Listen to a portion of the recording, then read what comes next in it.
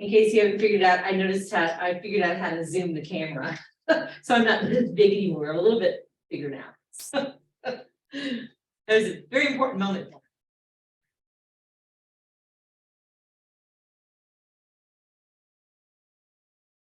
Akira. Hi.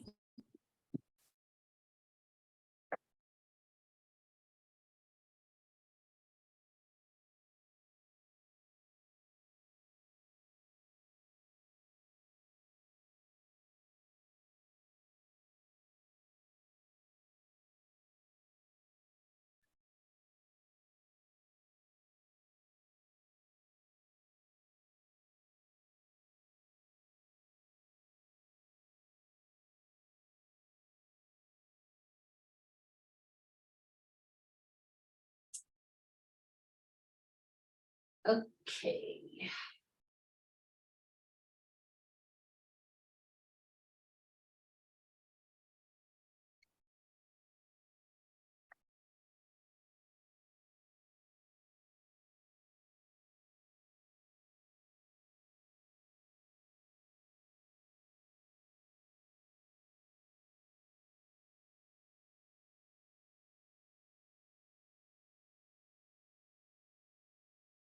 Okay, let's go ahead and get rolling.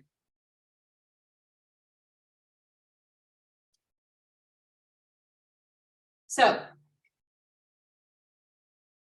if you have not yet registered your textbook, I would strongly encourage you to do that soon, like in the next 2 days, because we're going to start using these digital resources. I put a link in my Mac and I emailed you a link that will take you to the place where you can register your textbook. And in the front, just inside the front cover, there's a little card with a silver scratch off, and that gives you your code so that you can register your textbook. And once you're registered, then I can add you to the student set for grading purposes and all that good stuff, because we're going to be using this online stuff a lot from here on out, now that we're into the kind of the meat and potatoes main chapters. We're going to start tonight with the Middle Ages and the Renaissance, and we're going to go on. But our instrument test that we were going to take tonight, we're actually going to take using InQuizitive here. So I wanted to go through a little bit of how you use this, if you've never used something like this before. I'm going to go with, hi Addie. There are tutorials on here, which are pretty cool. Like if we're talking about, say, we're going to be talking about chant tonight, and there's aspects of that that you just don't get. This will kind of walk you through and explain in a little more detail than maybe I will go into what we're talking about, and you can listen to it. You can watch it as many times as you need to or want to until you feel comfortable that you understand that. There are playlists here. Like we didn't really do a lot of non-Western instruments, but tonight we're going to be talking about the two examples of chant. We're going to be talking about plain song, and this would be another chance for you to go back and listen to these things so you get the difference, you understand the difference in the sound and why they sound different from one another. The main things we will use in here are the ebook, which I will project on screen most nights, and the InQuizitive. So let's take a look at InQuizitive, because this is going to be a big deal. Now I can't select this. Here's my student set, but right now I don't really have any of you in there. But if you look, it will show me how long you spend on it, what your grade is. Okay, this is going to be used for tests. It's going to be used for homework. So it's really important that we have you in here, but I cannot add you to my student set until you have registered your textbook. So I will start looking tomorrow and start adding people to that who have registered their textbook. So follow the link, follow the instructions, and if you can't figure it out, let me know and I will try to help you. I just, when it comes to this, I know what I know. And what I don't know, we'll try to figure out. You can also email the company and say, hey, I don't get it, and they will email you back. They're pretty good about getting back to you. So let's take a look at how to use InQuizitive.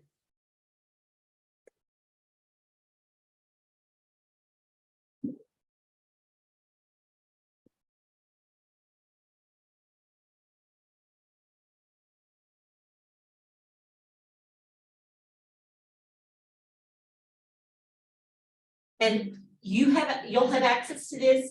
So if you need to go back and watch this again, if one viewing is not enough, it's going to be there for you.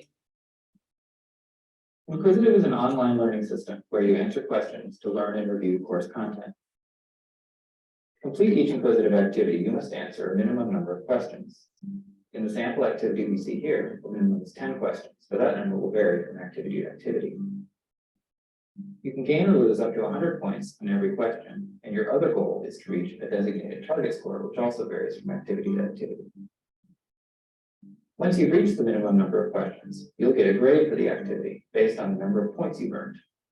For instance, if your score after 10 questions is 600, your grade would be 600 divided by 800 equals 75%.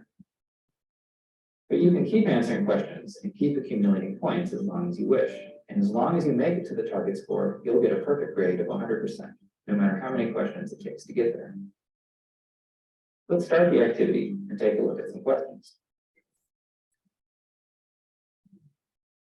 Many of the questions in InQuizitive, like this one, require you to drag and drop answers into place. Here I'm dragging each label onto the appropriate place in the image, and I see feedback after each label is dropped.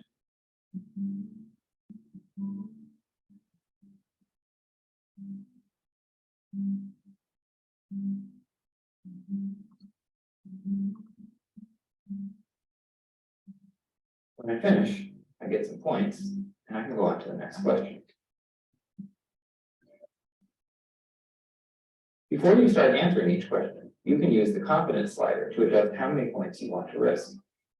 If you drag the slider up to I know it, you'll win 100 points if you get the question right, but you'll lose 100 if you get it wrong. Kind of like Jeopardy. Dragging the slider down to I have no idea means you're risking only 20 points. Or you can choose somewhere in the middle.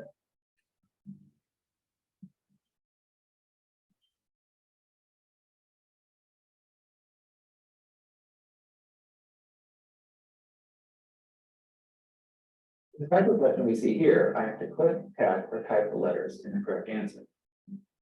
In this case, I don't know the answer, so I'll set my confidence low, and then I'll guess the letter A. A wasn't in the answer, so InQuizitive tells me that and eliminates that letter, as well as a few others as possibilities. As I keep guessing, the answer is slowly filled in, hangman style.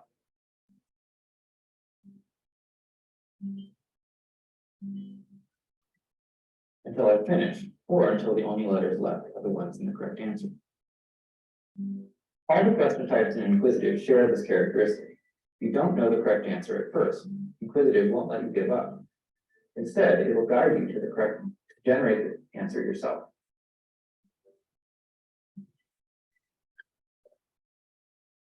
You start each InQuizitive activity in level 1. Once you've made it a third of the way to the target score, you move on to level 2, and your score can't go back down below that threshold. The same thing is true once you reach the level 3 threshold. Complete level 3, and you've earned your 100% grade for the activity. You're now ready to start working on your first InQuizitive activity yourself. Once you start, your progress is automatically saved after every question you answer. So feel free to take a break at any time and come back later to keep working. Have fun.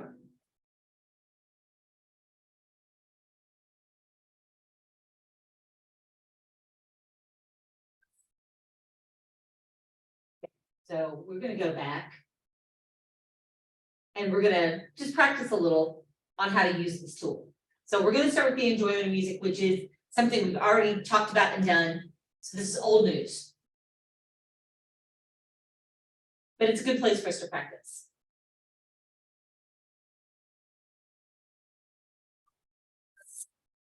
Okay, so here we are. Now it even tells you in the ebook where to look if you think you need some help, which is cool. So read the question. Making a note of style traits of the composer, era, and type of work will help you understand a piece when hearing it for the first time. So then we have to decide, do we think we know it? Do we feel pretty confident about it? Do we not feel confident at all? If you don't want to mess with that, you just want to leave it in the middle, you can. That's up to you because you get to control this. I think that's probably true, so I'm going to click on true.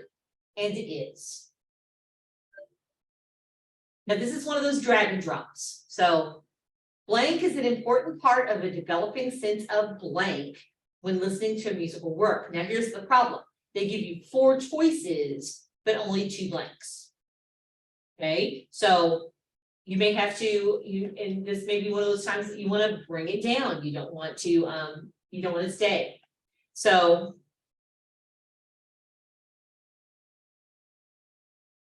let's do memory, yes, and time. And then it's going to say, hey, you seem to be a little better at this than you thought you were going to be. Do you want to increase your score?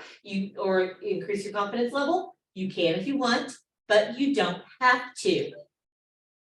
And here's another one that's got a bunch of blanks and more possibilities than we can use. Music is similar to blank in its ability to create meaning through blank and how is used at that stuff correct. And how is used as a blank to make connections across cultures. Well, I'm going to say music is similar to language because that makes sense to me. And its ability to create meaning. This is not written very well. Meaning through patterns. And let's put in science and see what happens. Oh, that's wrong. So it's going to tell me you can get 30 points back by answering the question now. Okay, I want to do that. So I'm going to put in social activity since science was first. Here's one that you have to put, some of these go up here and some of these go down here. Okay, when listening to any musical work, what should you listen for in order to develop musical memory? I think you should probably listen for repeated sections and events. Yes. You should probably listen to patterns. Yes. Now, I could put text up here, but it says all music. And does all music have text? No. So it's going to go down here. Okay, do we see how this is working? Because we're not going to go through every single question. Okay, so your instrument test is actually going to be this chapter 10. And you have 2 weeks to complete it. Now, one of those weeks is spring break week. You know, that's next week. So that's kind of up to you if you want to do it on your spring break or you want to get your book registered and get it done sooner. I would encourage you to do it sooner rather than later. I would encourage you to get it done before spring break. But if that's okay with you and you want to do it during spring break, that is okay by me. So you can use this as your instrument test. And then it will be graded and I'll put it in the grade book.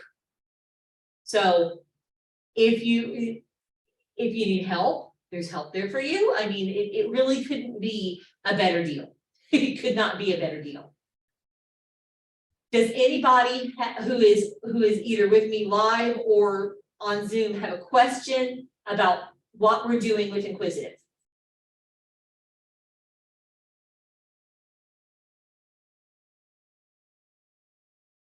Okay, for those of you that watch the Zoom recording, if you have a question, email me and we'll get it worked out. Okay, but this is due in 2 weeks.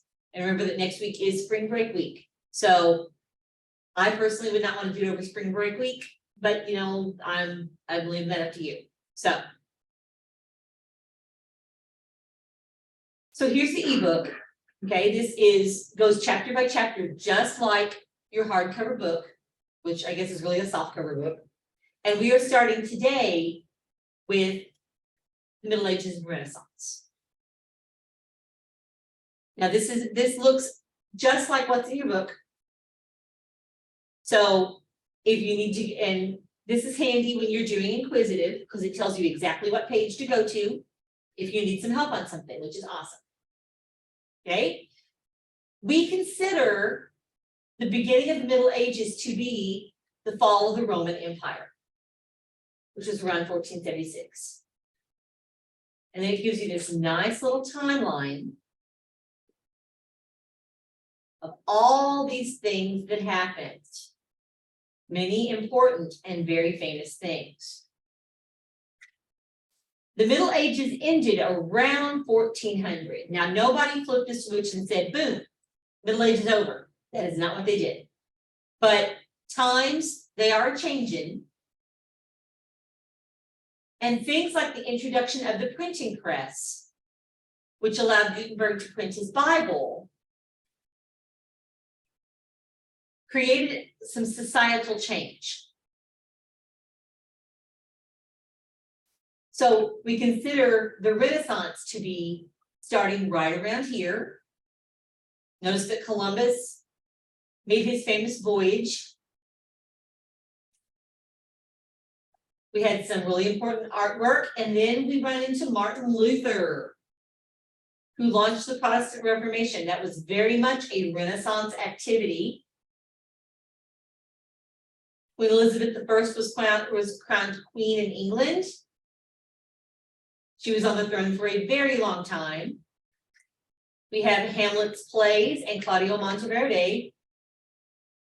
By the time we get here, we are in the Renaissance proper. But today we're going to concentrate on the Middle Ages. So we start with the fall of the Roman Empire. And then Charlemagne was crowned the Holy Roman Emperor. He was the leader of not only the empire itself, but also of the church. That church being the Roman Catholic Church. That was the only game in town. We're going to talk about Hildegard von Bingen and her monastery. And we begin construction on Notre Dame in Paris, my favorite cathedral in the whole world. Musically, organum, which is a musical style we're going to talk about, developed at the Cathedral of Notre Dame. Marco Polo goes traveling to the Far East and learns about pasta, among other things. And then the Black Death strikes in Europe. Thousands and thousands die of the Black Death.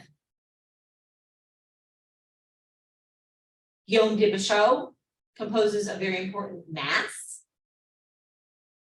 And then we're moving toward the Renaissance with the production of the Gutenberg Bible. This is in your book. It is also here in the ebook.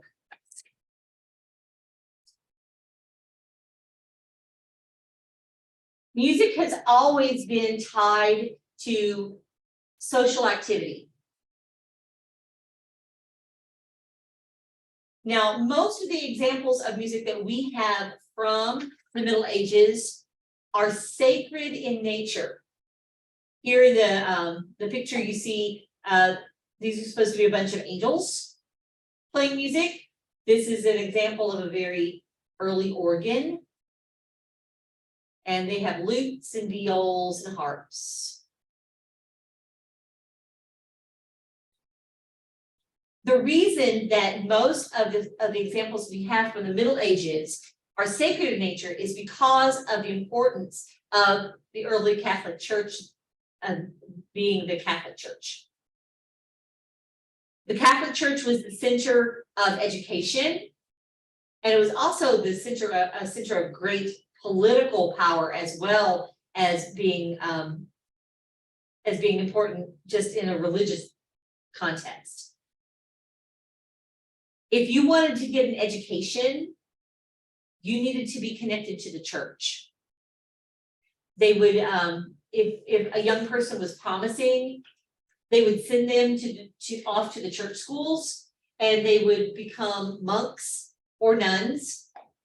They would learn to read and write, where most of the common people could not read and write because there was no such thing as public school. You had to have money to get an education. And the most well-endowed, monetarily place anywhere around besides the king himself was the Catholic Church. So the Catholic Church figured out how to write down music, how to write things down. And so we have lots of examples of sacred music. Sacred music is intended for worship. That does not mean that there was no secular music. There was absolutely secular music or non-religious music, music for entertainment and personal expression. It was absolutely there, but the people who were playing that and creating it didn't have the tools to write that down and preserve it the way that our sacred examples are written down and preserved. They did it by rote. They did it by passing it down from person to person, but they didn't have the ability to write it down and preserve it in written form. So it did not survive into our present day century just simply because they didn't have the tools to preserve it. Now, there are some things from this time period that we still know. You probably know Ring Around the Rosie, A Pocket Full of Posies, Ashes to Ashes, We All Fall Down. We think of that as a song that little kids sing, but it's really about the Black Death. We all fall down as everybody dying and falling to the ground. A pocket full of posies meant that you carried the posies around with you to mask the stench of all the bodies that were decaying all around you. Ring Around the Rosie refers to the rash that you would get on your skin if you were infected with the Black Death. Not so cheerful anymore, huh? Yeah, not really. So that's been preserved, not because it was written down, but because it's been handed down orally from ear to ear. Here's a reliquary, which is a hollow statue of Charlemagne. Sometimes they would put ashes inside this. I don't know if his ashes are in this particular reliquary. I would say probably not, but I don't know for sure. But it's made of gold. It's heavily painted and ornate. It just goes to show how important he was, because that would have all been done by hand. So the Middle Ages last approximately 1,000 years. From 478 or 476, we say CE now, Common Era. That used to be AD, not CE. And it lasts until around 1400 CE.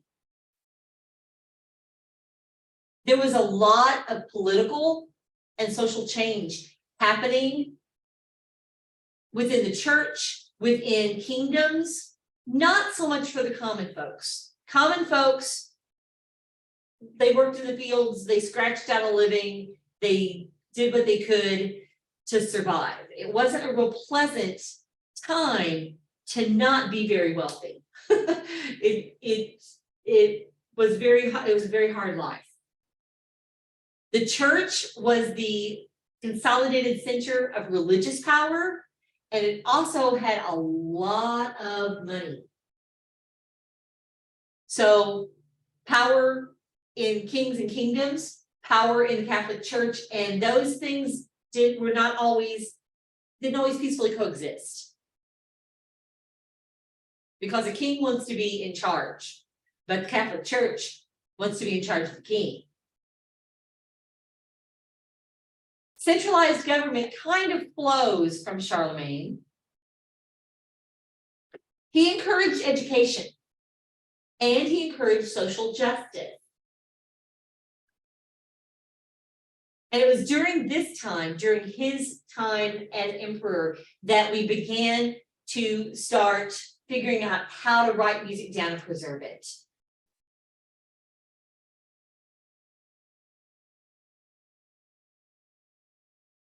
Here's an example of some early musical notation called neumes. You notice that there are 1, 2, 3, 4 lines. Our modern day staff has 5. Sometimes the neumes go one direction, sometimes they go the other direction. Sometimes they have stems, sometimes they don't. You can sort of, if you use your imagination though, begin to understand how this evolved into what we use today. Here's another example of some neumes. Again, we have 4 lines. And every once in a while, there's a much bigger letter in red. That's an ending and a beginning of something new. This is a much smaller example. Let me blow it up some. And now the neumes have kind of changed shape. They're a little more round, where they were a little more square in the examples that I showed previously. So you can see that it's kind of a work in progress. Now there are 4 lines, but one of them is red, where the others are not. That's important. That shows you sort of the tonality, the starting pitch of the piece.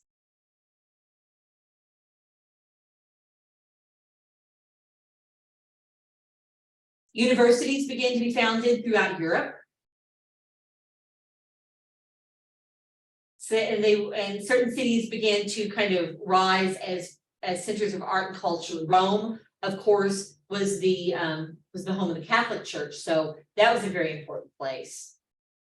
Paris became very important, especially with the introduction and the building of the Cathedral of Notre Dame.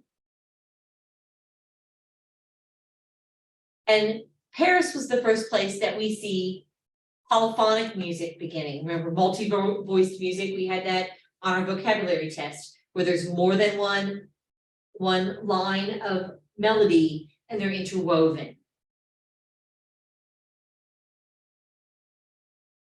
2 important composers of this time were Leonie and Paratine. Leonie was the preceded Paratine. And they developed a type of a polyphony called organum, where they took a plain chant melody. We're going to hear some more about plain chant here in just a minute. And then they kind of decorated it with another musical line, making it polyphonic. And that was a huge development. It was a huge change in what had been taking place for a long time. And as usually happens when there's a big change, some people really didn't like it very much. They didn't like it. And some people didn't want it, thought it was demonic and horrible and shouldn't be happening. And then of course some other people embraced it because they were ready for a change. Anytime there's a great change in the way we do things, some people are going to love it and some people are going to hate it. That's always been true.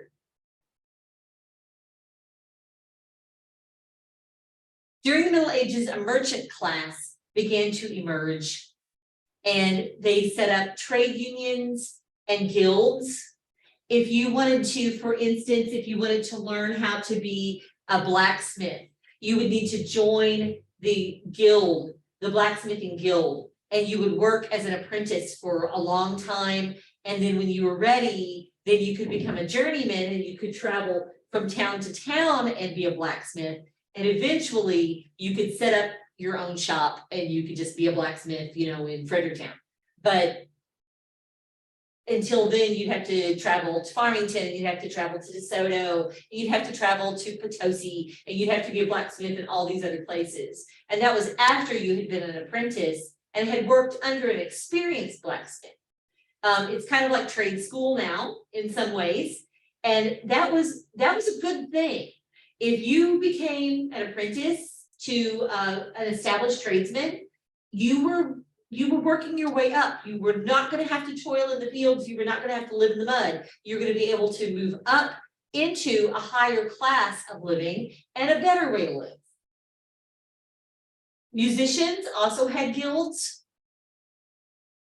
And the church, again, the church was a very good place to learn to be a musician. But there were also secular musicians out there who traveled around, who were the political commentators of their day. A lot of history is preserved through music, and that's still true today.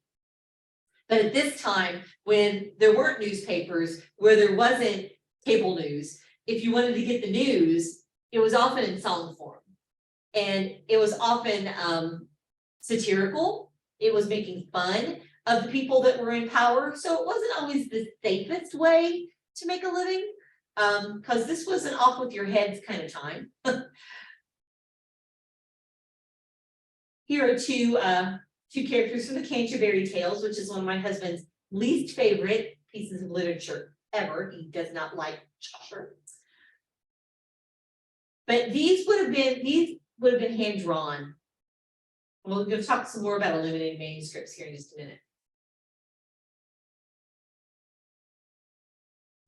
It was not a peaceful era.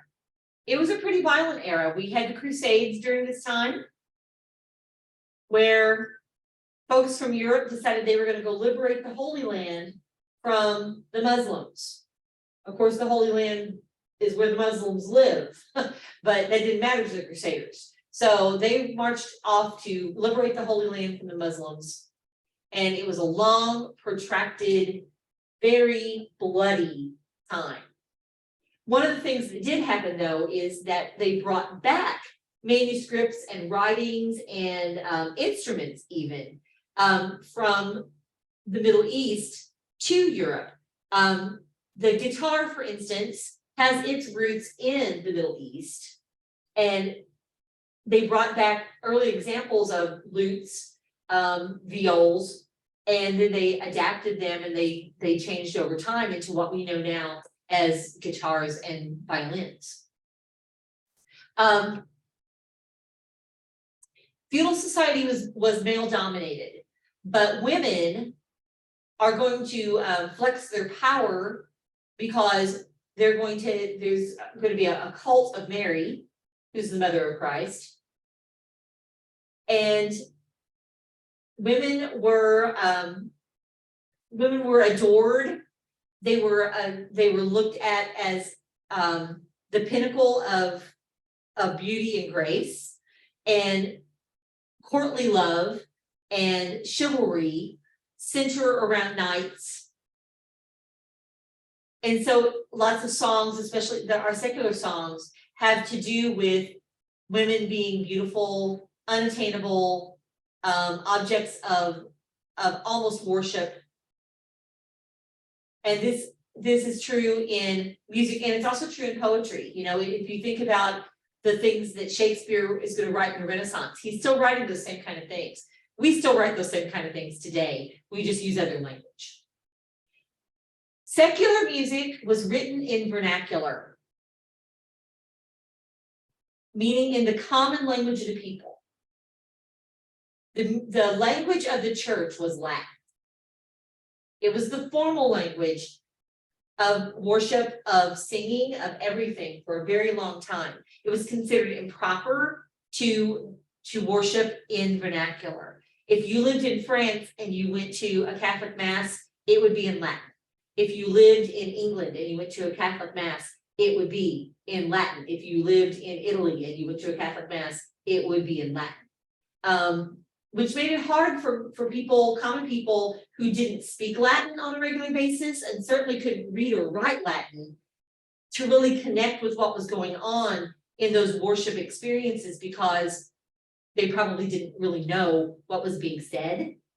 That's why the Mass in the Catholic Church is so regimented, because then they could understand, okay, it's time to kneel, it's time to stand, it's time to say this response, even if they weren't really sure what they were saying.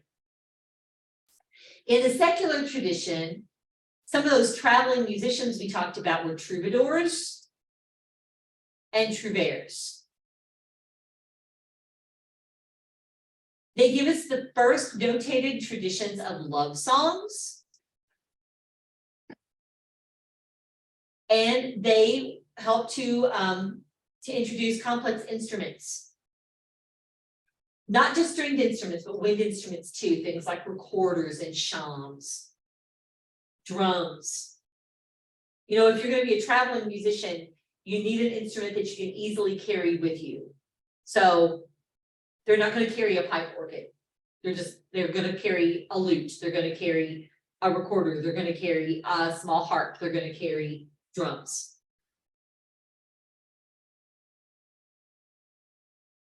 And the influence of those Middle Eastern traditions from the Crusades are going to creep into Western music, especially as we hear the development of what are called modes, which are alternative scales.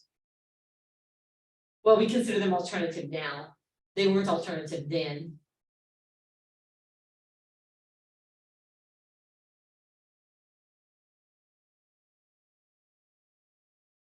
Before major and minor tonality was sort of, I hate to use the word invented, but let's use the word refined. Before major and minor tonality was refined, we had these modes. And remember our half and whole steps from scales? So an Ionian mode went whole step, half step, whole step, whole step, whole step, half step. Ionian, Dorian, Phrygian, Lydian, Mixolydian, Aeolian, and Locrian. When I was in music history, we remembered it by I don't party like Mary and Larry. And so these modes were meant to evoke certain emotional states or certain attitudes. Now, as we move into the Renaissance, we're going to refine these down into our more familiar major and minor tonality scales. But we're not quite there yet.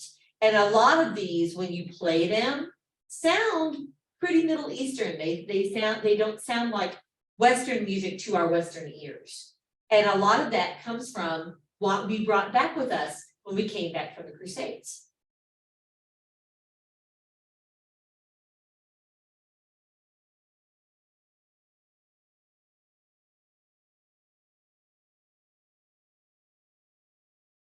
We began to travel, we began to explore the globe.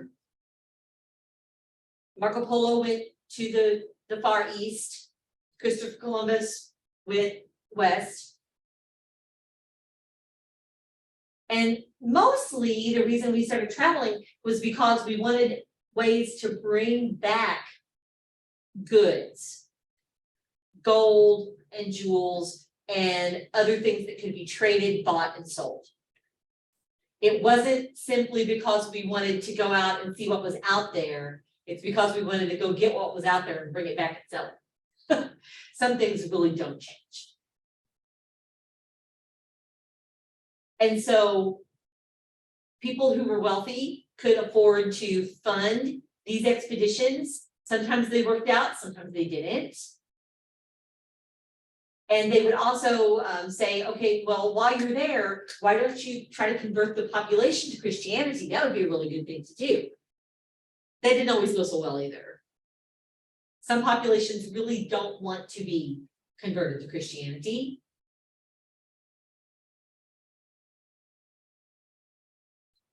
When Constantinople, also known as Istanbul, in 1453, so we're getting toward the end of the Renaissance. There was a huge library there containing scrolls of ancient Greek and Roman writings. And those were brought back to Europe because, you know, we were there and we looted that because we like to loot things. And we brought them back. And by this time, Gutenberg, here he is, had developed the printing press. This was a super important thing because for the first time, manuscripts did not have to be handwritten. Up to this time, if you wanted a book, you hired a guy like this to literally copy a book for you, word for word, letter for letter, line for line. It was all done by hand. They didn't mass produce books. And so to own a book meant that you were pretty wealthy because you had to pay this guy to do that. Now, he's a monk, so he is most likely working on a religious text, but not necessarily. They would hire their services out to copy other kinds of books and manuscripts too. And their manuscripts were called illuminated manuscripts. And they were highly decorated, beautiful.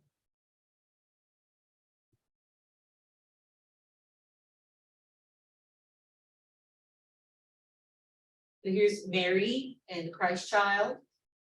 And this is maybe Gabriel, hard to tell. Anyone reads very old Latin, you could probably figure it out. But all of this was done by hand. And this is what these scribes did from sunup to sundown every day of their lives. So when Gutenberg created the ability to mass produce books, that was important because all of a sudden it didn't have to be done by hand. There was a machine that could turn it out faster and cheaper. And so books became more readily available. It didn't mean that everybody could afford them, but for the first time, the more middle class folks, those tradesmen in those guilds, they might be able to afford a book or two or three. And all of a sudden, more people were able to read because they had access to material to read. Now, these manuscripts that were brought back from Greece and from Rome, that were from the time before the church, were not going to be religious in nature. They were going to be more secular. They were going to be things like the philosophers, like Plato and Aristotle. And so this created an interest in more humanistic, secular things, as opposed to only sacred religious things. And that's going to have big implications for later when we have the Protestant Reformation. And as we go into the Renaissance, that's a much more secular time than the Middle Ages.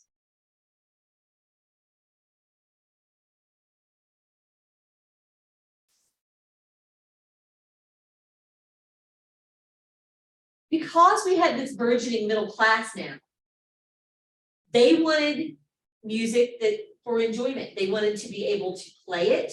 They wanted to be able to enjoy it. They wanted to be able to sing it. So amateur musicians, men and women,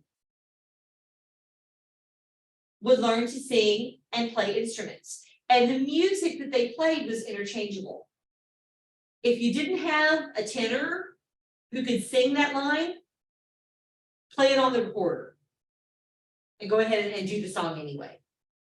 You don't have anybody that can sing the soprano part, that's okay, play it on the viol and do that song anyway.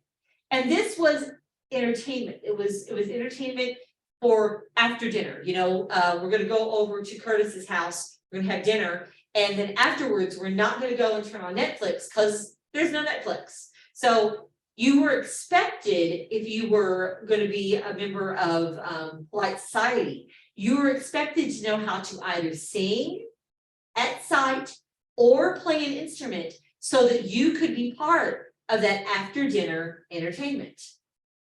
So music literacy began to spread because, you know, you don't want to go over to Curtis's house and look like an idiot because you don't know how to play the viol. I mean, come on. So it was important that you could participate in that sort of thing. Now, the difference is, in the church, women were not allowed to sing or play in the Catholic Church at this time. There were very few women who were identified as professional musicians because it wasn't considered proper for women to do that. Now, later on, we're going to have soprano, alto, tenor, bass choirs, you know, in a couple hundred years, but the women aren't going to sing those soprano and alto parts. Those are going to be sung by young boys whose voices have not yet changed. So the choirs were all male, and for the most part, the musicians were also all male. That will eventually change, but not yet. Change comes slow.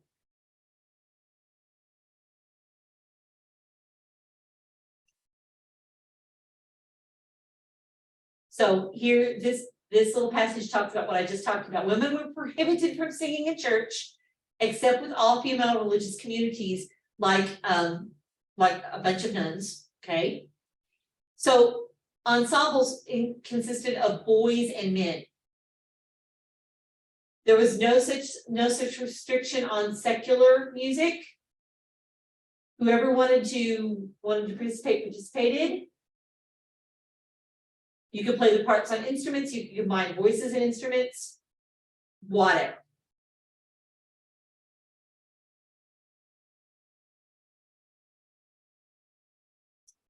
Okay, so let's talk a little bit about chant. I've mentioned it several times.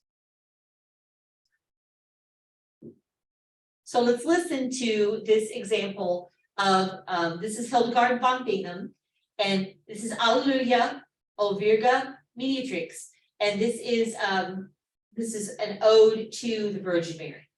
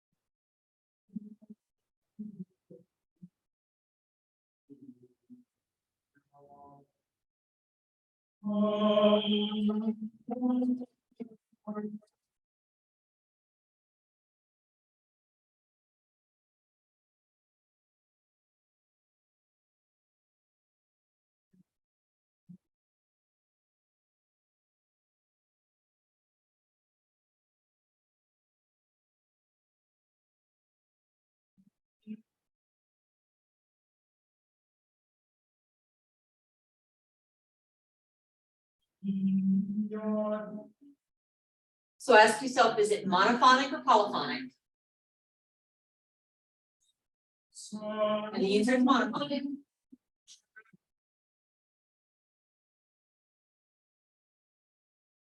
Does it seem to be one note per syllable?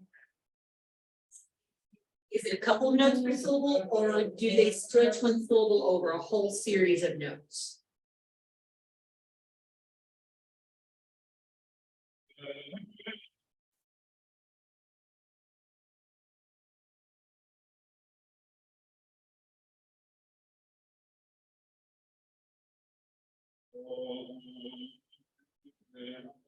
What I find interesting is it's written by Hildegard, but it's being sung by a male voice.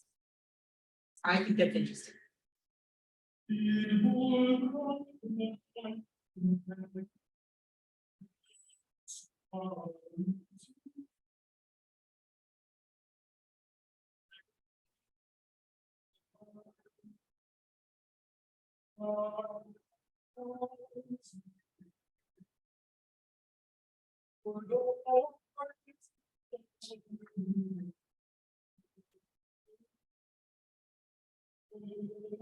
Now,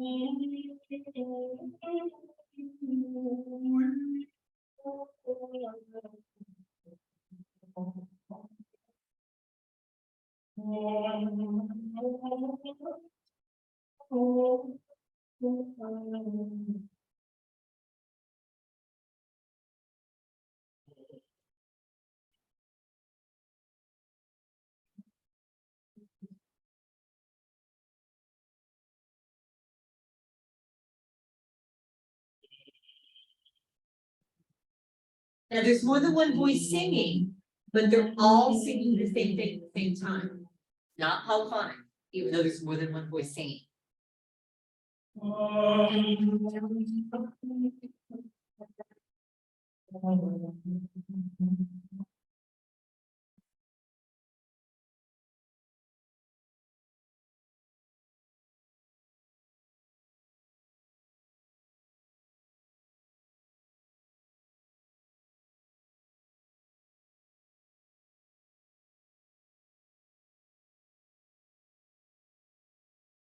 So how many singers do you hear at the beginning? You hear one.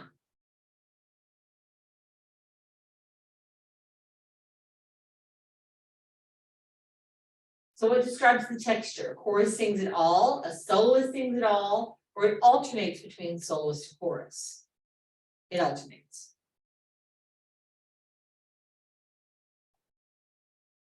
Which of the choices best describe the music? Does it use instruments? No. Is it polyphonic in texture? No. It's a cappella, which means without accompaniment. Actually, a cappella means for the chapel. And an a cappella piece is not accompanied by any kind of instrument. It's only sung by voices.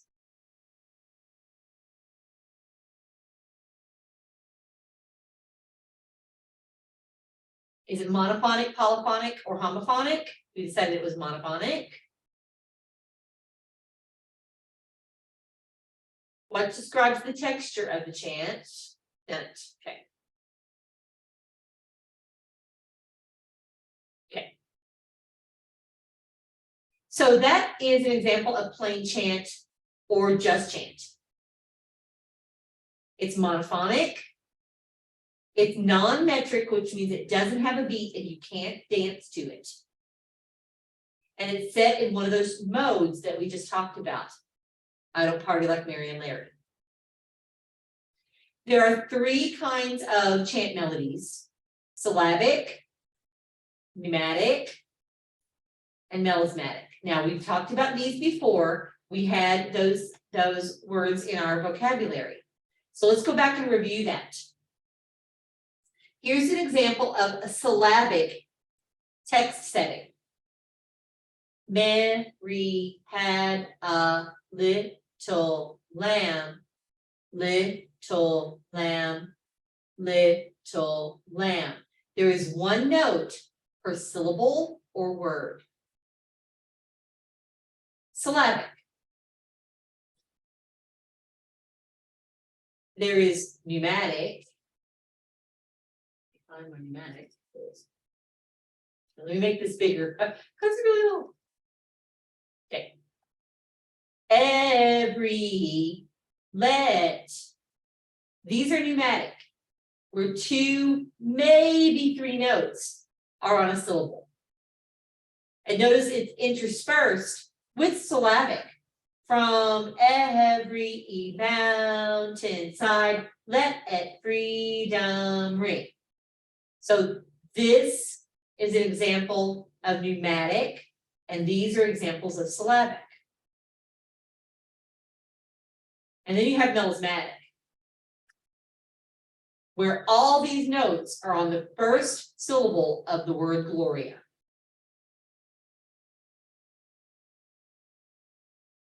Very highly decorated, really stretches out that syllable. Melismatic passages don't have to be as long as this, but this is a good example of a melismatic passage. Which one's probably the hardest to sing? The melismatic passage, because A, there's nowhere to breathe, and B, that's a lot of notes. Hildegard's setting of that text that we just heard was highly melismatic.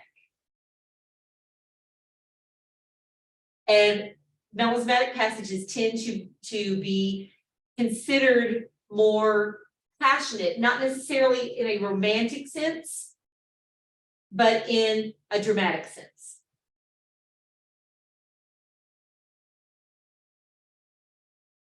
Plain chant is a single line melody. It is monophonic in texture. There is no harmony, there is no counterpoint. It has a lot of influence from Middle Eastern music. Again, remember, we came back from the Crusades, we brought back lots of stuff. And one of the things we brought back was the sound of Islamic call to prayer. And we began to incorporate that into Western music, and it turned into chant. It's often called Gregorian chant because of Pope Gregory the Great. A lot of reforms in church music took place when Gregory was the Pope.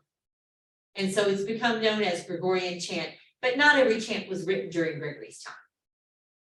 If you notice, he was only Pope for about 14 years, which really isn't that long.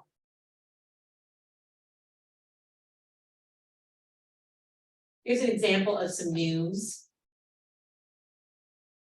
And this would be pretty melismatic. This is a Kyrie. There are three parts to the Kyrie. Kyrie eleison. Lord have mercy. Christe eleison, Christ have mercy. And then Kyrie eleison again, Lord have mercy. This is Pope Gregory. This is the Holy Spirit sitting on his shoulder, whispering in his ear, telling this musician what he should write.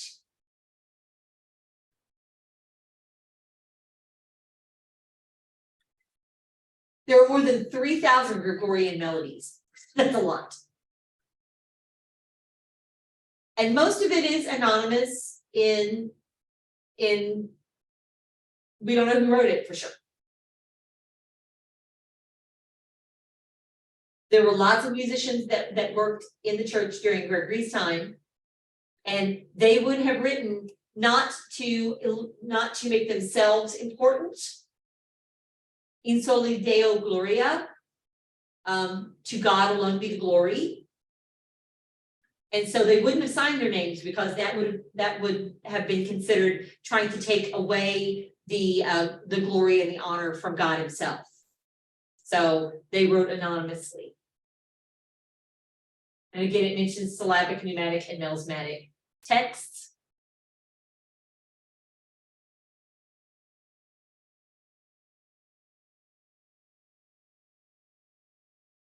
That's the melismatic, remember, is the most dramatic.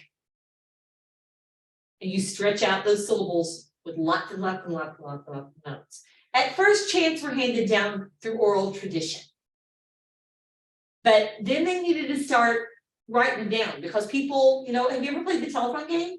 If you play the telephone game, by the time it gets down to the other end of the room, the message has changed completely. And that happens too when you hand down music.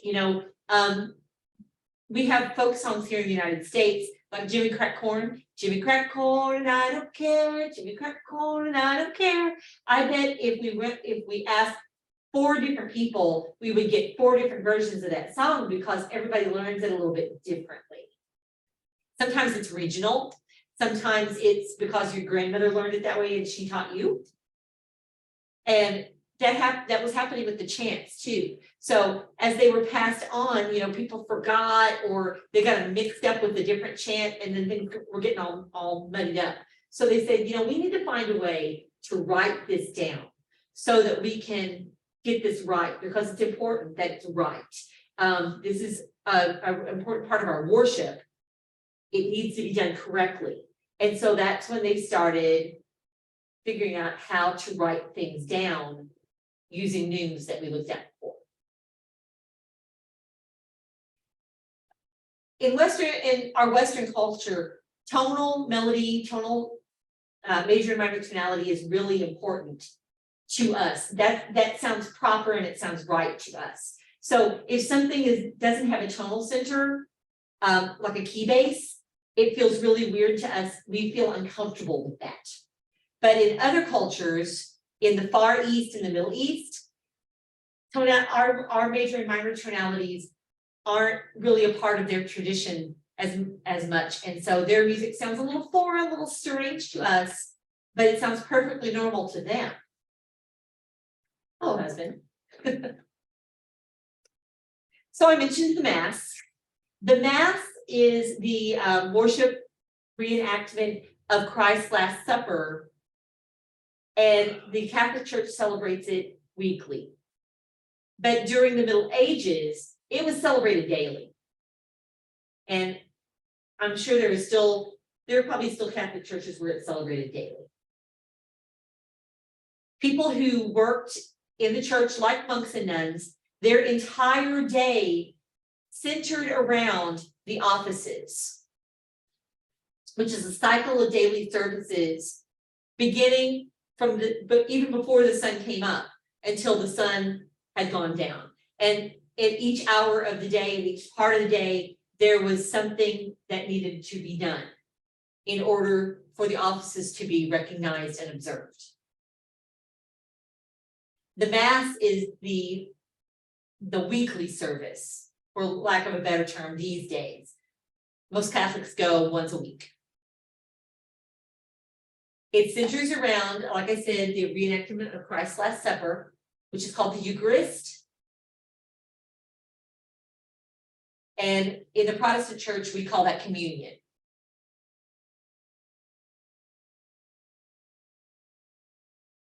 The name Mass comes from the Latin ita missa est. Go, it is the dismissal, which is recited at the end by the priest. In other words, that's the benediction, the sending forth. There are two types of prayers that make up the Mass. Also, it's in the liturgy for the Mass. There's the proper. The proper changes depending on if it's like right now we're in Lent. There are specific prayers during Lent. There are specific prayers during Advent, for Christmas and Easter. And so those change depending on where we are in the church liturgical year.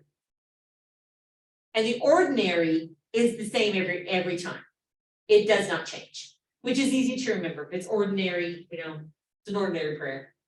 But the proper is the special stuff that only happens part of the time. Remember that for a very long time, until the middle of the 20th century, which is not that long ago, the Mass was always celebrated in Latin, no matter where you were.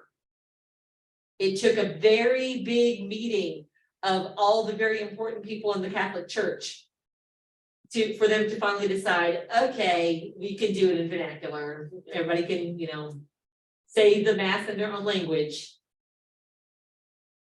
And then all of a sudden, they wanted the congregation to sing, and that was a bit of a mess. It was a bit of a mess. It's still kind of a mess.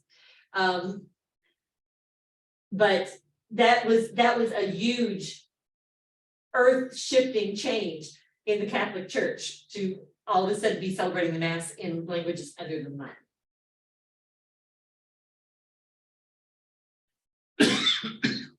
So we talked about the Kyrie.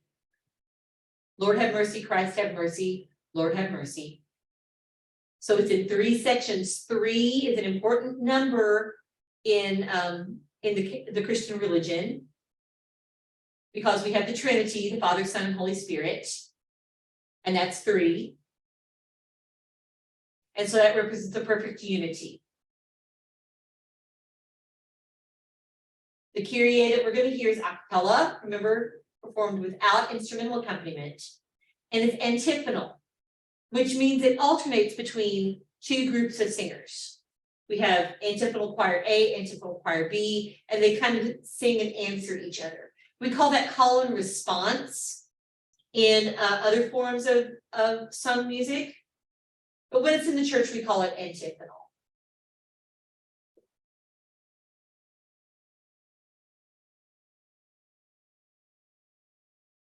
Wondering where they put my Kyrie.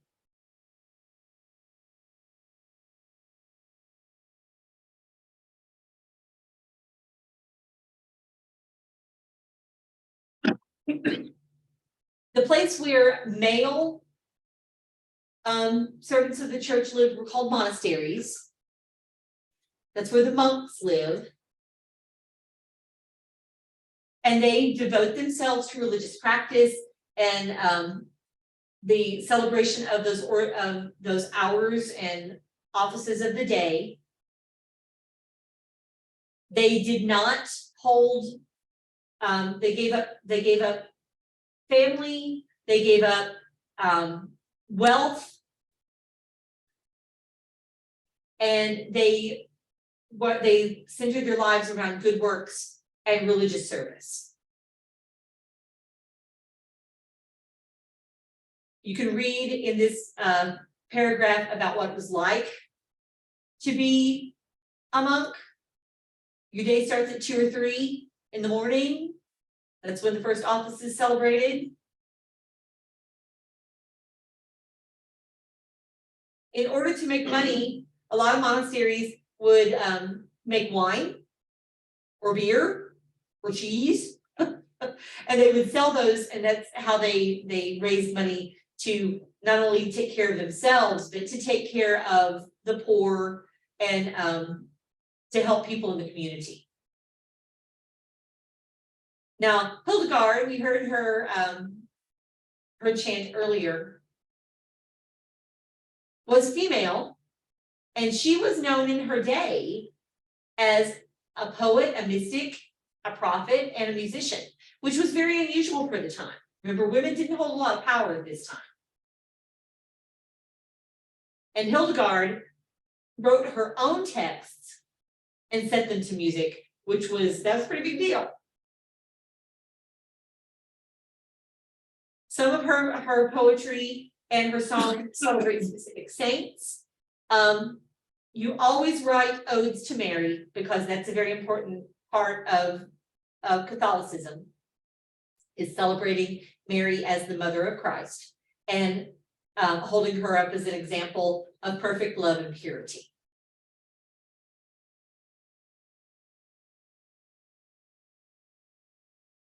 You can read here about Hildegard herself. She was the 10th child of her family. And apparently it was a tradition in her family that you sent your 10th child off to be the servant of the church. That's a lot of kids. And it's hard to feed 10 kids now, but during the Middle Ages, it was really hard to feed 10 kids. So the younger kids are probably going to get, they're either going to join a trade guild or they're going to go work for the church. They're going to do something because that's going to make it easier for the parents to feed the others. That sounds really cold and not very, like there's no heart there, but it's also true. Let's call a spade a spade. Hildegard has been canonized and is considered a saint now. She was canonized in 2012. Again, not that long ago.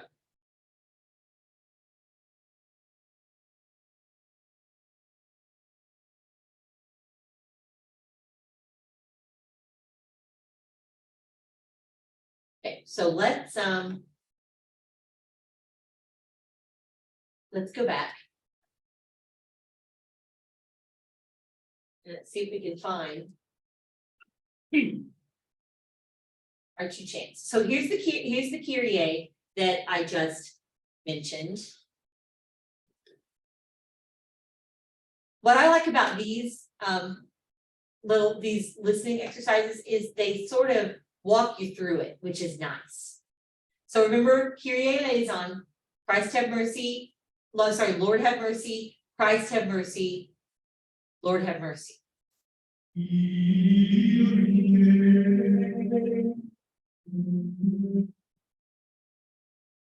Down here you can see the melisma.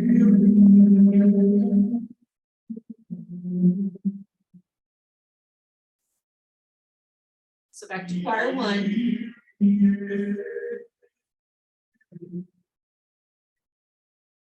Now choir 2 introduces the crease stand.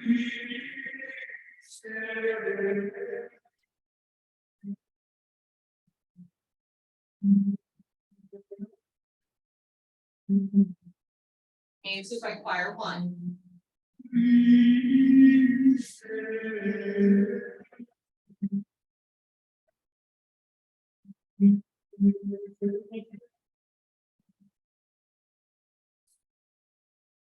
Choir 2.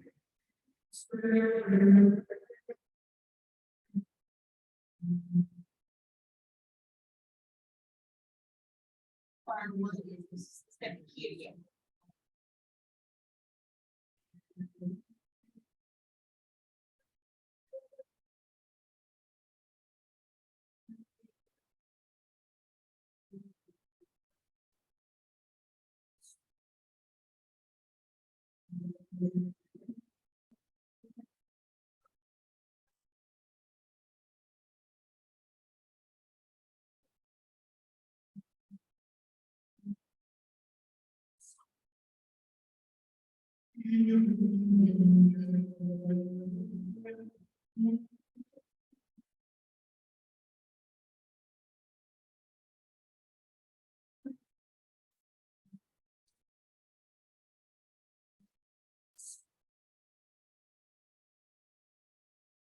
There's that picture of Pope Gregory with the Holy Spirit framed in his ear again.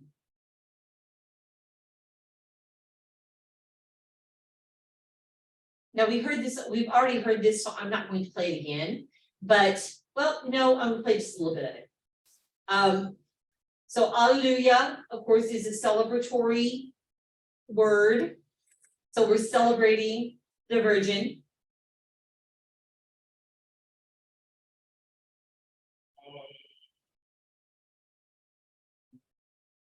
This alternates between a soloist and a larger chorus, but remember it's still monophonic in texture. There's no polyphony here.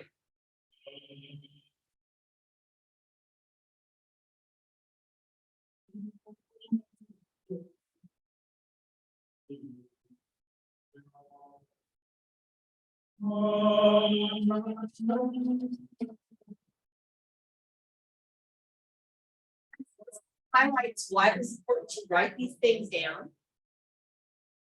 You can see how easy it would be to mess that up, mess up that melisma. That would be easy to mess up. Yeah, just to stop there. It's a terrible spot to stop, but we'll do it anyway. Okay. So just for comparison, here's an Islamic call to prayer. See if you can hear the influence that this sort of thing had on the chant as we brought these things back from the Crusades.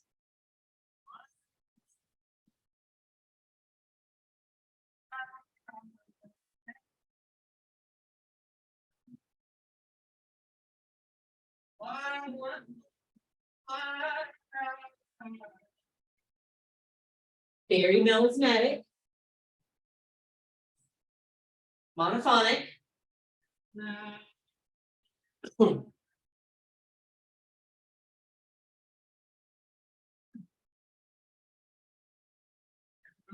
Unaccompanied.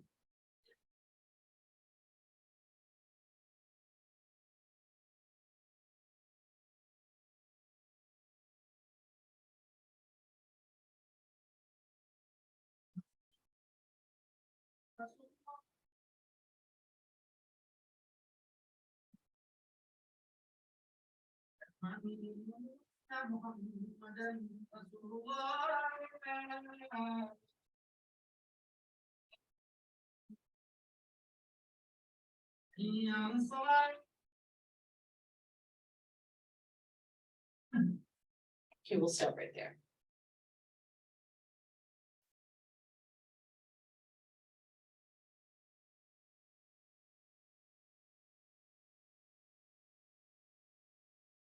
Okay, this is just another way to, this is the same thing we just heard, the Kyrie and the Alleluia. And it lays out for you what you're hearing. Okay. in case you need to look at it and listen to it again. So we're gonna stop right there. Now, here's what you need to do. Once you have gotten your textbook registered, you have access to the digital resources. You need to go to InQuizitive. You need to do chapter 10.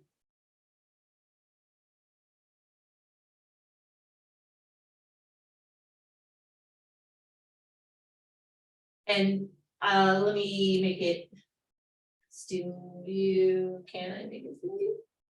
Okay, come on. Okay. And this will be your instrument test. Okay, this is, and remember, you can, if you don't feel confident about it, you can change the slider. You can do what you need to do there. You can leave it in the middle the whole time if you want. The other thing you need to do is go to Prelude 2 and do this as homework.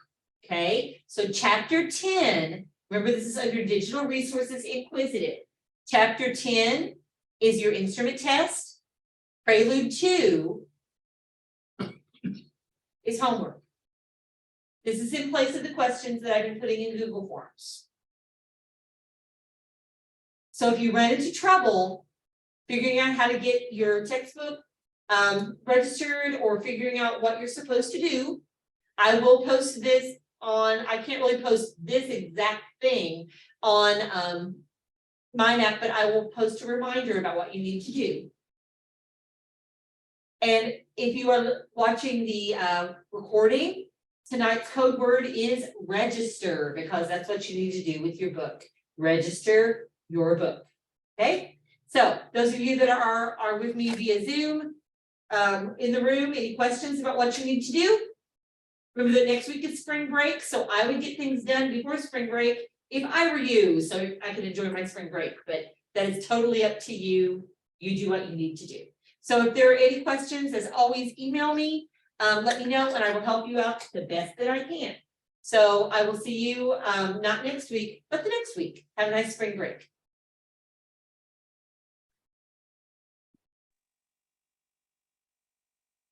I have a question. Yes. You said 10 was the test, but what was the homework? Which one was the homework? Homework is Prelude 2. Okay, thank you. You're welcome. And I will post that on my net. So the link that you posted on my back, tell me how to register. Yes. It'll take you to the instruction page.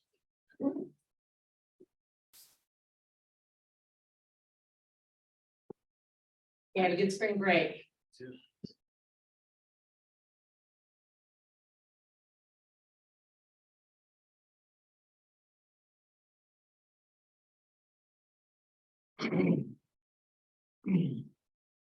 How are you, husband? Feel like crap.